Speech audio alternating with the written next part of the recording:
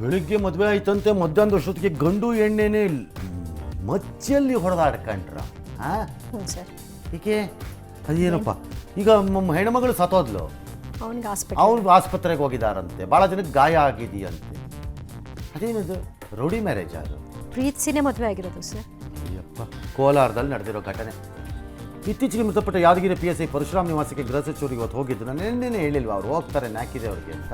ಹೌದು. 50 ಲಕ್ಷ ರೂಪಾಯಿ ಪರಿಹಾರ ಕೊಟ್ಟರು, ಸರ್ಕಾರಿ ಹುದ್ದೆ ಕೊಡೋಣ ಅಂತ ಹೇಳಿದಾರಂತೆ. ಬಟ್ ಪ್ರಕರಣ CBI ಬೇಡ ಅಂದಿದ್ದಾರಂತೆ.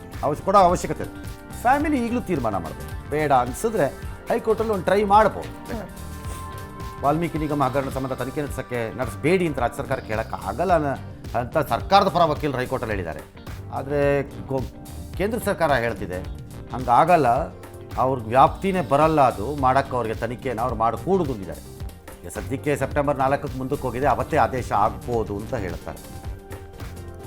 ಅಪ್ರಾಪ್ತ ಕಾರ್ ಚಲಾಯಿಸ್ತಿದ್ದಂತೆ ಹಾಸನದಲ್ಲೆಲ್ಲೋ ಡಿಕ್ಕಿ ಹೊಡೆದಿದ್ದಾನೆ, ನಿಯಂತ್ರಣಕ್ಕೆ ಸಿಕ್ಕಿದೆ. ಒಂದು ಪುಣ್ಯಕ್ಕೆ ಯಾರಿಗೂ ಏನೂ ಆಗಿಲ್ಲ, ಎಲ್ಲ ಸಣ್ಣ ಪುಟ್ಟ ಗಾಯದಲ್ಲಿ ಹೋಗಿದ್ದಾರೆ. ಪೊಲೀಸ್ನವರು ಅಪ್ರಾಪ್ತನ ಪೋಷಕರ ವಿರುದ್ಧ ಕೇಸ್ ದಾಖಲಿಸ್ಕೊಂಡು ತನಿಖೆ ನಡೆಸ್ತಿದ್ದಾರೆ. ಅಪ್ರಾಪ್ತ ಪೋಷಕರನ್ನ ಅರೆಸ್ಟ್ ಮಾಡಿ ಒಳಗಾಕ್ಬೇಕು ಕೊಟ್ಟಿದ್ದಕ್ಕೆ. ಮತ್ತು ಆ ಕಾರ್ನ ಬಿಡಬಾರ್ದು, ಕಾರ್ ಬಿಡಬಾರ್ದು, ಸೀಸ್ ಅಲ್ಲ, ಅದು ಓಡದೇ ಇರೋಂಗೆ ಮಾಡ್ಬಿಡ್ತಾರೆ. ಬೆಳಗಾವಿಯ ನಾವಗೇನಲ್ಲಿ ಟೇಪ್ ಕಾರ್ಖಾನೆಯಲ್ಲಿ ಅಗ್ನಿ ಅವಘಡ ಆಗೋಗಿದೆ. ಸಿಕ್ಕಾಕೊಂಡಿದ್ದು ಯಲ್ಲಪ್ಪ ಅನ್ನೋ ಕಾರ್ಮಿಕ ಪಾಪ ಹೋಗ್ಬಿಟ್ಟಿದ್ದಾರೆ. ತೀವ್ರವಾಗಿ 3 ಗಾಯ.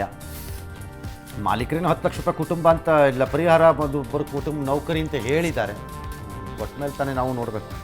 ವಿಮಾ ಕಂತುಗಳ ಮೇಲಿನ GST ರದ್ದು ಮಾಡಬೇಕು ಅಂತ ನಿತಿನ್ ಗಡ್ಕರಿ ಅವರು ಕೇಳಿದ್ರು. ಅದಕ್ಕೆ ವಿತ್ತ ಸಚಿವೆ ನಯವಾಗಿ ತಿರಸ್ಕರಿಸಿ, ಇದೇನು ಹೊಸದಲ್ಲ, ಹಿಂದೇನೂ ವಿಮಾ ಕಂತುಗಳ ಮೇಲೆ ತೆರಿಗೆ ವಸೂಲಿ ಮಾಡ್ತಾನೇ ಬಂದಿದ್ದಾರೆ ಅಂತ ಹೇಳಿದ್ರು.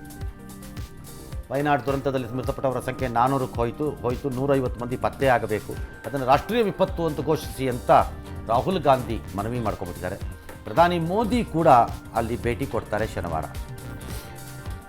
ಏಕದಿನ ಟೀಮ್ ಸರಣಿನಲ್ಲಿ ಟೀಮ್ ಇಂಡಿಯಾಗೆ ಶ್ರೀಲಂಕಾ ಶಾಕ್ ಕೊಟ್ಟು 3 ಪಂದ್ಯಗಳ ಸರಣಿನ 0-2 ಅಂತರದಲ್ಲಿ ರೋಹಿತ್ ಶರ್ಮಾ ಪಡೆ ಸೋತಿದೆ.